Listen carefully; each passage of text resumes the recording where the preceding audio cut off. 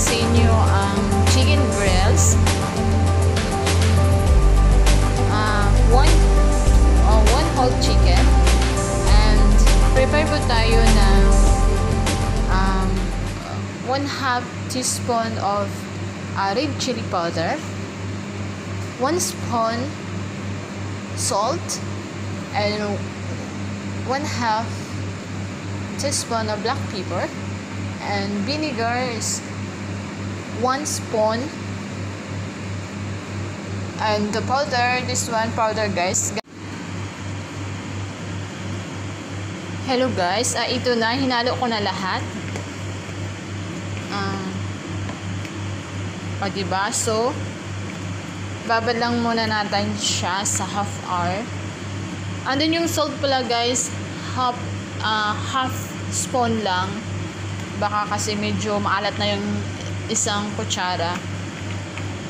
So, mamaya guys, hintayin natin. So, lalagay ko muna to sa refrigerator.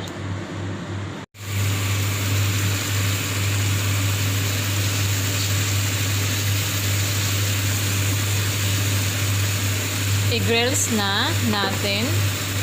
Every 15 minutes, balik na rin natin siya para hindi siya masyadong dumikit. Takpan.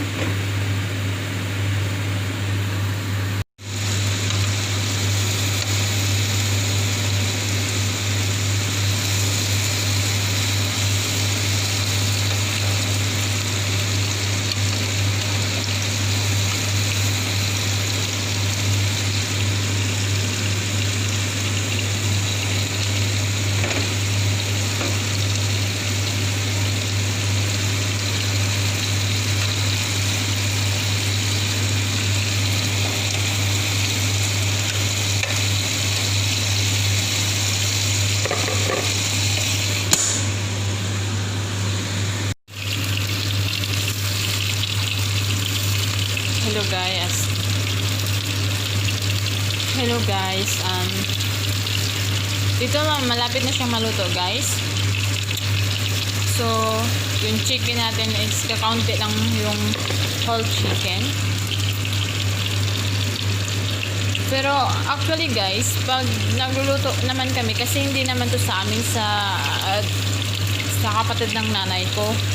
3 lang naman sila nagpapaluto dito sa amin. Pero pag kami ang nagluto guys, hindi po whole chicken, drumstick po yan. 18 pesos drumstick po. So medyo mas marami. Hello guys, ito na. Tapos naluto na po yung chicken. So ngayon dito na naman, ito yung sinasabi ko na haluin lang sila.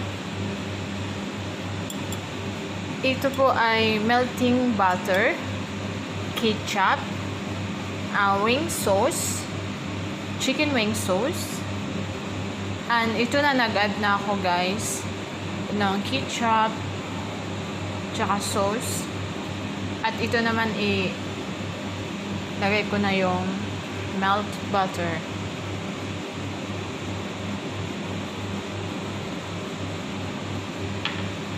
So mix lang ng mabuti guys.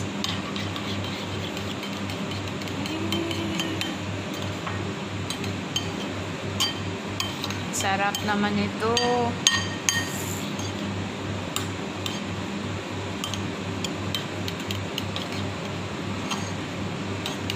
Minsan guys, ito po yung dinner namin dito. Yung favorite ko lang ang binibideo ko po. Ina-upload ko sa YouTube.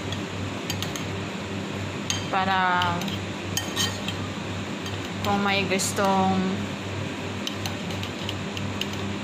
tumingin o matutunan sa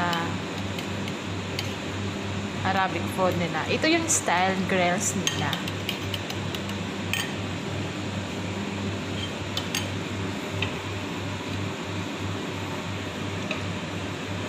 Ganyan lang yan siya guys.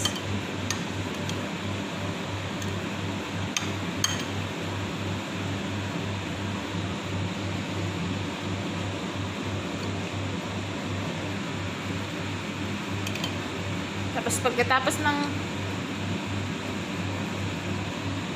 Paglagay ng sauce niya, guys, ilagay po niya siya sa oven.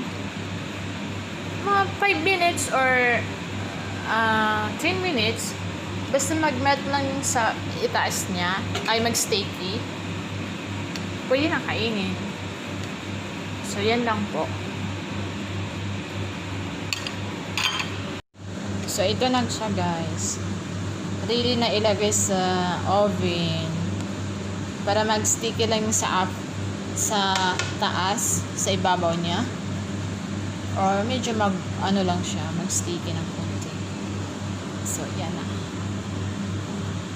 Bye!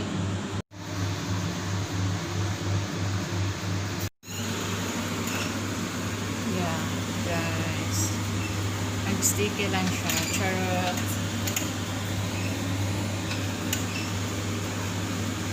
5 minutes lang. Okay na po yan. Dadalhin na po. Ready to eat na.